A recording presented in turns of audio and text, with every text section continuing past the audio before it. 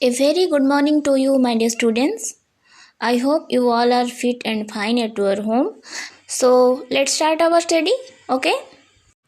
तो पिछले क्लास में हम सर्वनाम के बारे में पढ़े थे और सर्वनाम का कितना भेद है वो भी हम जान चुके थे और उसमें से हम जो पुरुषवाचक सर्वनाम होता है उसके बारे में हम पढ़ चुके थे कि पुरुषवाचक सर्वनाम को मुख्यतः 3 भाग में बांटा गया है, जैसे कि उत्तम पुरुष, मध्यम पुरुष और अन्य पुरुष।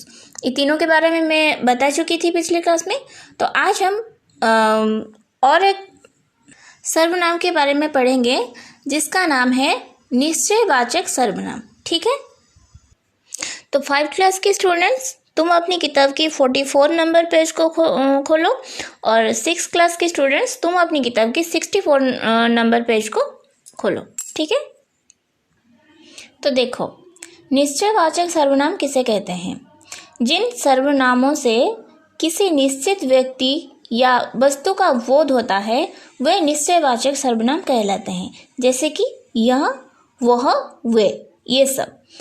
जैसे कि यहाँ एक एग्जाम्पल दिया गया है, यह मेरा घर है, वो साइकिल मेरी है। तो यहाँ जो यह मेरा घर है ये जो बात किया जा रहा है तो वो पर्टिकुलर एक घर को इंगित करके कहा जा रहा है। मतलब ऐसे भी किसी भी घर को तुम मेरा घर नहीं कह सकते हो, तुम सिर्फ तुम्हारा मतलब अपना घर को ही मेरा घर कह सकते हो। तो ये हो गया निश्चित वाचक सर्वनाम, जो कि ये एक निश्चय करता है कि ये घर तुम्हारा है। समझ रहे हो? वैसे यहाँ जो साइकिल की बात किया जा रहा है तो ये साइकिल उसकी है, तो वो वही साइकिल को ही इंगित करके कहती है कि यह साइकिल मेरी है या फिर वो साइकिल मेरी है। तो समझ रहे हो? तो इसमें निश्चित हो जा रहा है कि वो जो चीज़ को वो इंगित करके कह रहा है कि वो चीज़ उसका ही है। समझ रहे हो? तो इसीलिए इसको निश्चयवाचक सर्वनाम कहा जाता है। तो उसके बाद आया अनिश्चयवाचक सर्वनाम। वो क्या होता है कि देखो, जो सर्वनाम शब्द किसी निश्चित व्यक्ति या वस्तु का बोध नहीं कराते वे अनिश्चयवाचक सर्वनाम कहलाते हैं, जैसे कि कोई, कुछ, ये सब। मतलब यहाँ देखो लिखा गया है चाय में कुछ पड़ा है, मतलब चाय में कुछ पड़ गया है जिसके बारे में हमें ज्ञात नहीं है कि कुछ भी पड़ सकता है, हमें पता ही नहीं कि उस चाय में क्या पड़ा है। तो ये हो गया अनिश्चय।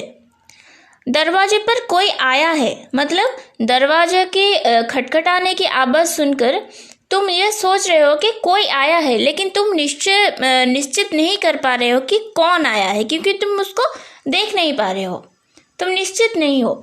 इसीलिए तुम ये सोचते हो कि कोई आया है जिसके लिए दरवाज़ा खटखटा रही है।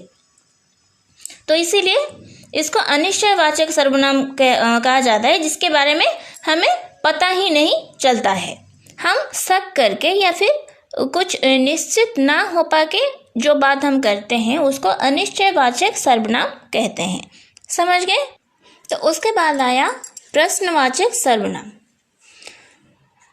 जो सर्वनाम शब्द प्रश्न पूछने के लिए प्रयोग किए जाते हैं वे प्रश्नवाचक सर्वनाम कहलाते हैं, जैसे कि कौन, क्या, किसे, कब, किसने।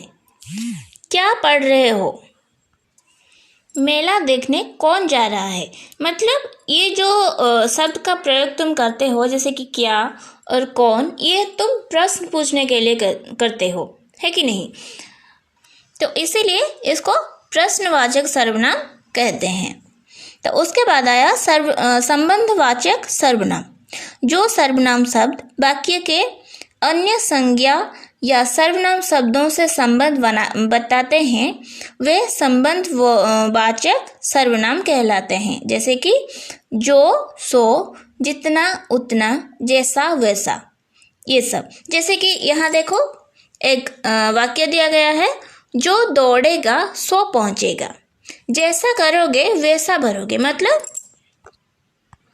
यहाँ जो लिखा गया है जो के साथ सो, ये दोनों डिपेंडेंट है, मतलब इससे ये निर्भर करता है, ये सबसे ये शब्द का संबंध है, इसीलिए ये दोनों निर्भरशील है। जो दौड़ेगा सो पहुंचेगा, जो नहीं दौड़ेगा वो नहीं पहुंच पाएगा। इसका मतलब यही है, जैसा करोगे वैसा भरोगे। समझ गए? तुम जैसा भी करोगे तुम्हें वैसा ही फल मिलेगा।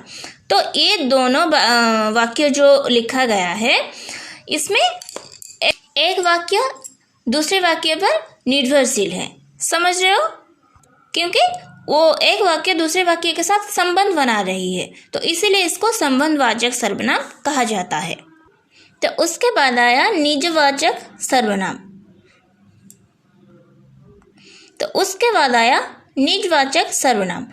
वो क्या होता है?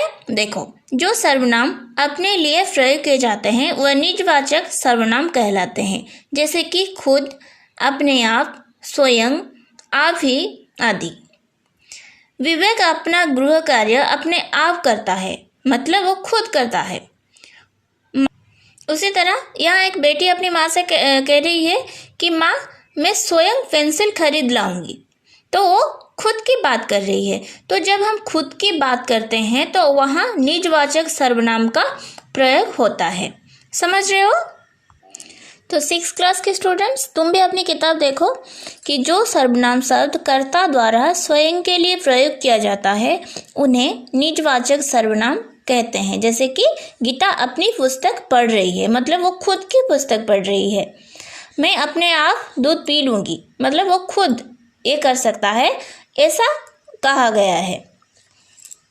तो इसका मतलब क्या है कि अपनी और अपने आप शब्द कर्ता के साथ अपनापन प्रकट कर रहा है, अतः ये निजवाचक सर्वनाम है। इसी तरह स्वयं, खुद भी एक निजवाचक सर्वनाम है। मतलब ये जो सर्वनाम का प्रयोग हम करते हैं वो खुद के लिए प्रयोग करते हैं, जब हम खुद कुछ काम करते हैं। समझ गए? तो यहाँ से 5 क्लास की एक क्लास ख़त्म होती है, क्योंकि उनका कंप्लीट हो चुका है। तो वो ये विषय को अच्छी तरह से पढ़ें और क्वेश्चन आंसर करने की खुद कोशिश करें। मैं इसका वीडियो बना के भेज दूँगी, ठीक है?